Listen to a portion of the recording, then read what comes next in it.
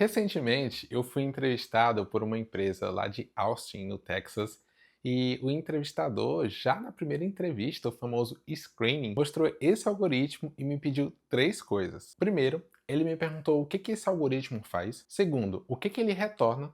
E terceiro, qual a complexidade desse algoritmo. No primeiro momento me bateu um nervosismo, já tinha um tempo que eu não participava de entrevistas técnicas, mas eu sabia que eu podia responder porque eu tenho conhecimento nesse assunto. Foram três perguntas simples, mas complexidade é exatamente sobre isso que eu gostaria de falar no vídeo de hoje. Complexidade de algoritmos se tornou uma das habilidades mais cobradas em entrevistas de grandes empresas de tecnologia. Mas mais do que simplesmente te preparar para entrevistas, eu realmente acredito que aprender esse conteúdo sobre complexidade de algoritmos pode sim te tornar um profissional melhor, porque ela te ajuda a entender quando uma solução é boa o suficiente para determinado problema. Nesse vídeo, nós vamos falar sobre o que é Big O, como calcular e como pensar sobre isso de uma forma bem prática. Imagina que eu tenha o seguinte problema e eu precise construir um algoritmo para isso. Eu quero encontrar uma pessoa específica na lista de inscritos aqui do meu canal do YouTube. E para fazer isso, para escrever esse algoritmo, eu preciso fazer um algoritmo que ele vai percorrer do primeiro item até encontrar a pessoa que eu estou buscando. Ou seja, isso é um problema de busca linear e parece simples quando a lista é pequena, correto? Com 6 pessoas na lista, o algoritmo faz no máximo 6 comparações. Rápido, molezinha. Mas e se essa lista crescer? Agora, imagina que eu tenha 1000 inscritos aqui no meu canal do YouTube, a gente vai chegar nesse número, mas o Franklin está lá bem no final da lista. O algoritmo vai ter que passar por todos os itens anteriores até chegar nele, no último item. Cada item a mais nessa lista é uma operação a mais de comparação que o algoritmo precisa fazer, correto? 1000 itens, 1000 comparações no pior caso. O número de operações cresce na mesma proporção que o tamanho da entrada. É exatamente isso que a complexidade de algoritmos tenta medir. E para fazer essas comparações entre algoritmos, a gente precisa de alguma forma de expressar isso. A gente precisa de uma linguagem. E dentro da ciência da computação, a gente utiliza a linguagem matemática. A ideia é simples. Dado uma determinada entrada, quantas operações esse algoritmo ele pode executar no pior caso? Chamamos o tamanho da entrada de n. E a gente quer uma função que, dado n, nos diz quantas operações esperar. Esse é o principal fundamento de toda análise de complexidade. Mas antes da gente falar propriamente dessas notações, eu preciso de apresentar um conceito que é um pouco desconhecido e até uma palavra estranha, mas que é a base para tudo isso, que é o comportamento assintótico. Comportamento assintótico é como um algoritmo se comporta quando uma entrada cresce muito. A palavra vem de assíntota, que é aquela curva que se aproxima cada vez mais de uma outra, mas elas nunca se tocam. No contexto de algoritmos, é uma forma de dizer, olha, eu não estou interessado quando a entrada é pequena. O que a gente realmente está interessado é quando a entrada, quando o n, ele tende ao infinito. A partir daí, surgem três notações, e cada uma responde uma pergunta sobre esse comportamento assintótico. Qual é o pior que pode acontecer? O melhor e quando as duas se coincidem. Big O define o limite superior, o pior caso. Ômega define o limite inferior, o melhor caso. E θ, quando os dois coincidem, descreve o comportamento exato do algoritmo.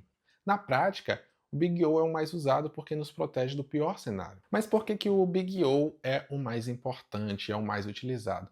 Porque no dia a dia o que a gente realmente está interessado é no pior cenário. Pensa assim, quando você escreve um algoritmo, você não controla os dados que chegam. Um usuário pode buscar exatamente o item que está no final da lista, como foi no nosso exemplo anterior. Um array pode chegar completamente desordenado, e se o seu algoritmo tem o pior caso ruim, é uma questão de tempo até ele aparecer. Em entrevistas, isso é muito mais direto. O entrevistador quer realmente saber o que acontece no limite. O que diferencia um bom profissional é realmente saber o que acontece quando a situação é problemática e ser capaz de argumentar sobre isso com precisão. Vamos ver essas notações na prática com um algoritmo chamado Bubble Sort. Esse algoritmo compara elementos vizinhos em um array e os troca de posição até esse array estar completamente ordenado. O número de operações varia bastante dependendo de como os dados chegam. Com um array em ordem inversa, cada elemento precisa ser comparado com todos os outros. 6 elementos, 15 comparações, 15 trocas.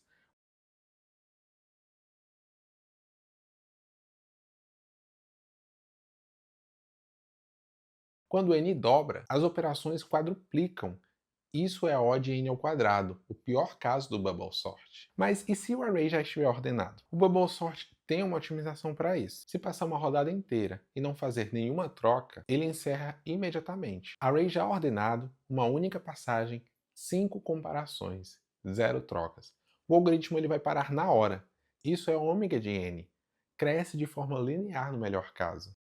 Então, a gente tem dois comportamentos completamente diferentes no mesmo algoritmo. Como a gente resume isso? É aí que entra o Big Theta e o porquê que o Bubble Sort não tem um. Bubble Sort tem o melhor caso ômega de n e o pior caso O de n ao quadrado. Como os limites são diferentes, não existe um θ. Já o Sum Array percorre o array uma vez em qualquer situação.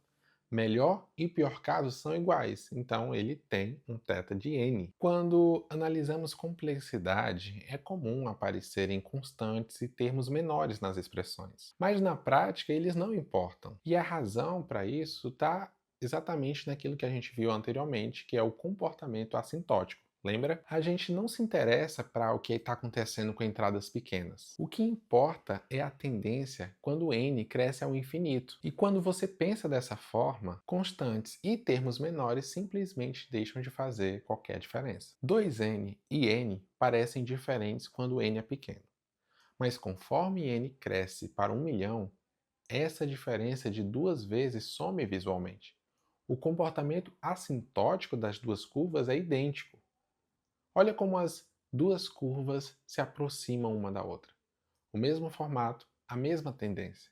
O que define a complexidade é esse formato, não o multiplicador. Por isso, O de 2n é simplesmente O de n. Olha esse outro exemplo. Esse algoritmo percorre o array duas vezes em loops separados. Alguém poderia dizer que é O de 2n, afinal, são dois loops de n operações cada. Mas aplicando um raciocínio assintótico, a constante some, é O de n. O mesmo raciocínio assintótico vale para termos de menor ordem na expressão. Quando você tem n ao quadrado mais n, o que acontece quando n tende ao infinito? O termo n ao quadrado domina completamente. O n sozinho vira irrelevante. Assintoticamente ele some. Olha as três curvas. N ao quadrado mais n ao quadrado e n. Quando n chega em 5.000, n ao quadrado mais n e n ao quadrado são praticamente indistinguíveis. Assintoticamente, no limite, o termo n some por completo. Só o termo dominante sobrevive. Por isso, O de n ao quadrado mais n é simplesmente O de n ao quadrado. E aqui está um código que gera exatamente esse comportamento. Um loop aninhado, que é o n ao quadrado, seguido de um loop simples, que é o n. Dois termos na expressão, mas na notação Big O só o maior sobrevive. Agora que a gente falou sobre as regras de notação, vamos ver as complexidades que aparecem mais frequentemente no dia a dia e o que cada uma significa na prática. E junto de cada uma eu vou te dar uma dica de como identificar o Big O só de olhar para o código. Afinal, essa é uma habilidade que você também pode precisar em entrevistas. Olha esse código. Acessar o primeiro elemento de um array é sempre uma operação, independente do tamanho da lista. Isso é O de 1, um tempo constante. O tamanho da entrada não muda. Como identificar O de 1 ou de constante no código? Não existe loop, não existe uma recursão proporcional à entrada. O algoritmo faz sempre a mesma coisa, independente da entrada, independente de n. Acesso direto a um índice de um array, operações aritméticas, retorno de um valor fixo, tudo isso é O de 1, ou de uma constante. Agora, esse é exatamente aquele algoritmo que eu mostrei lá na abertura, o que o recrutador colocou na minha frente e pediu para eu analisar. Essa função funciona como um loop for. A cada chamada, o i avança com i mais 1. E quando i é igual a n menos 1, a recursão para, igual um for que vai de 0 até n menos 1.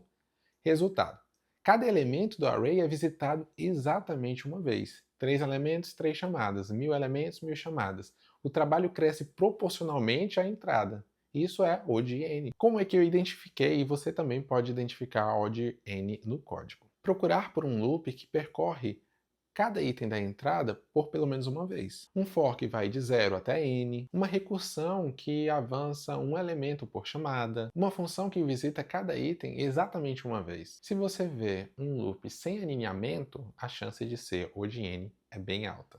Vendo as curvas juntas, fica claro por que a complexidade importa. A diferença entre um algoritmo O de n ao quadrado e um O de log n não é uma questão de milissegundos. Em escala, é a diferença entre algo que funciona e algo que trava. Ou seja, complexidade de algoritmos não é um assunto para decorar só antes da entrevista. É uma forma de raciocinar sobre aquilo que você está construindo, o código que você está escrevendo. Quando você olha para um código e consegue perceber que aquilo pode travar com um volume real de dados, antes mesmo de testar em produção, de preferência, você vai estar pensando como um verdadeiro profissional. E o Big O é a linguagem que a indústria utiliza para falar sobre escala. Se esse vídeo fez sentido para você e você gostaria de ver mais conteúdos como esse, deixe um comentário, deixe o seu like, se inscreve. Isso ajuda muito o canal a crescer. Muito obrigado e até a próxima.